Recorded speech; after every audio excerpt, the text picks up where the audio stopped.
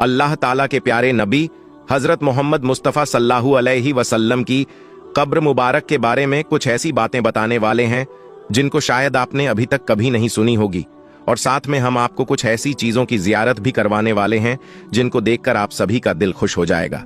और दोस्तों, एक शख्स ने प्यारे नबी सल्लल्लाहु अलैहि वसल्लम की कब्र को एकदम नजदीक से देखा है। उस शख्स का भी वीडियो हम आपको दिखाएंगे, इसीलिए आप इस वीडियो को आखिर तक जरूर देखें।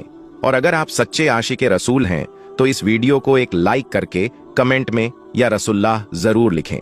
देखते हैं कितने आशिक रसूल इस वीडियो को देख रहे हैं।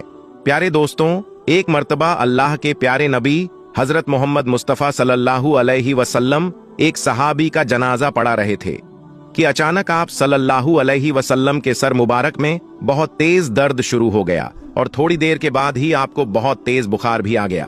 फिर कुछ दिनों के बाद इसी बुखार की वजह से अल्लाह के प्यारे नबी हजरत मोहम्मद मुस्तफ़ा सल्लल्लाहु अलैहि वसल्लम इस दुनिया से पर्दा फरमा गए, यानी कि आपका विशाल हो गया।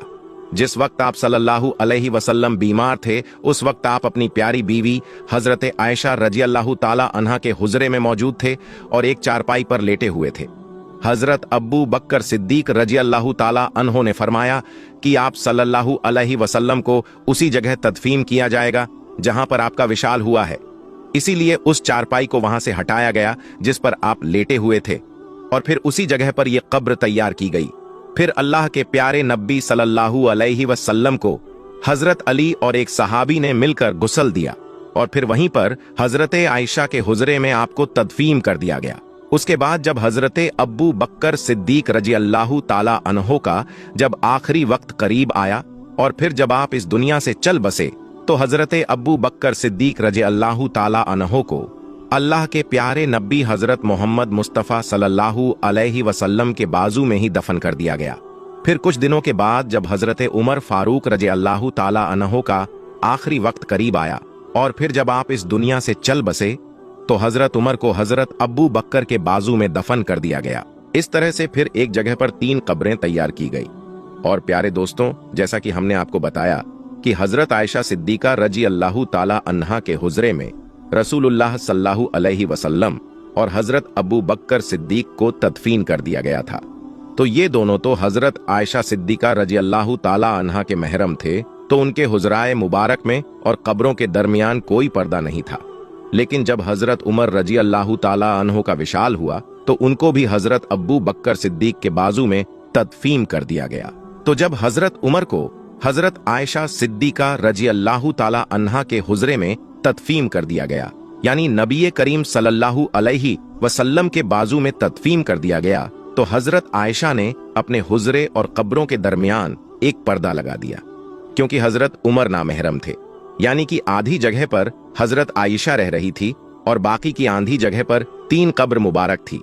एक कब्र प्यारे नबी सल्लल्लाहु अलैहि वसल्लम की, और दूसरी कब्र हजरत अब्बू बकर सिद्दीक की, और तीसरी कब्र हजरत उमर रजी अल्लाह ताला अन्हो की थी। दोस्तों, हम आपको ये भी बता दें कि जो ये तीसरी कब्र मुबारक थी, यहाँ पर हजरत आयशा रजी अल्लाह ताला अन्हा की ये ख्वाहिश थी कि वहां पर उनकी कब्र मुबारक होनी चाहिए, लेकिन हजरत उमर फारूक ने हजरत आयशा से दरखास्त की थी, इसीलिए ये जगह हजरत आयशा ने हजरत उमर को दे दी। फिर हजरत आयशा को जन्नतुल बकी में तदफीन कर दिया गया। उसके बाद में जो हजरत आयशा के घर पर छत पड़ी हुई थी, वो छत भी कमजोर होने लगी। फिर एक बार जोरदार बारिश हुई।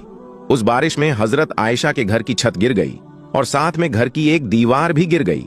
उस वक्त हजरत उमर बिन अब्दुल अजीज का दौर था। उस वक्त उन्होंने काले पत्थर की दीवार बना दी और साथ ही 5 कोनों वाली दीवार भी बना दी।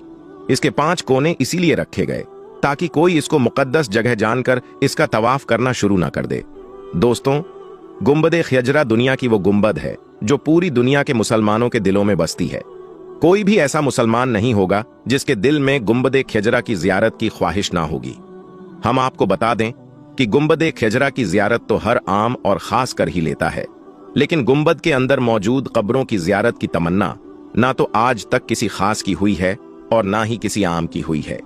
हर किसी की पहुंच सिर्फ उन सुनहरी जालियों की ही है जो रोज़ाए रसूल सल्लल्लाहु अलैहि वसल्लम के इर्द गिर्द 4 दीवारी की जालियां हैं। दोस्तों, हम आपको यह भी बता दें कि रोज़ाए रसूल सल्लल्लाहु अलैहि वसल्लम के अंदर की जियारत करने वाले इन 5 कोनों वाली दीवार तक ही जा पाते हैं। इसीलिए जो लोग ये दावा करते हैं कि रोजाए रसूल तक वो गए हैं, या फिर उनके पास में कोई रोजाए रसूल की फोटो है या फिर कोई वीडियो मौजूद है, तो याद रखें कि ऐसे लोग झूठ बोल रहे हैं।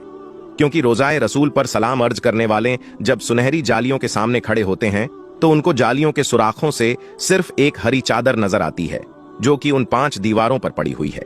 इस तरह से सलाम पेश करने वाले और हुजूर सल्लल्लाहु अलैहि वसल्लम के बीच में 4 दीवारें बनी हुई हैं।